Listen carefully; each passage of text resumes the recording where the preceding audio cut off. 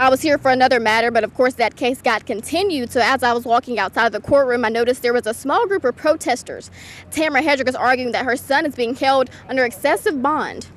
19-year-old Jacob Carr has been held in jail for over 10 months now for a crime that his parents believe he was not guilty of. Carr allegedly purchased the drug pseudoephedrine, or Sudafed, which is a legal drug normally used to treat colds, but it can also be used to make meth. Carr was charged with 6 felony counts, including manufacturing and trafficking meth, possession of immediate precursor chemical used to manufacture meth, and conspiracy to manufacture. While Carr did purchase the drug, Hedrick claims that Carr has a mental disorder and that he was manipulated into buying Sudafed by a friend and that he did not know what it was being used for. He was 18 at the time of arrest, intellectually disabled.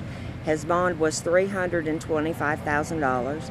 To this day, 10 solid months later, has not been reduced.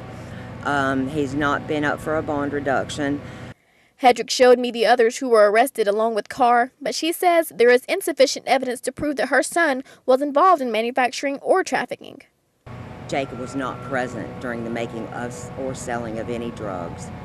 And on 1,500 or more pages in the motion of discovery, my son is only on 6 of them that pertain to him. Nobody places him at the scene.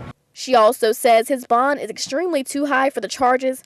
Carr has a clean record prior to these charges, and Hedrick feels that he should be released immediately. And see the murderers that have lower bonds. Why is this still going on to an 18-year-old who school records declare him intellectually disabled, which would mean he would be easily manipulated? I also spoke with Carr's attorney over the phone. Scott Riley is the second attorney over this case, and he told me Carr's case is not on the calendar yet. He also explained why his client pleaded not guilty to the charges. He has no record whatsoever, and I looked at the discovery. I believe it's very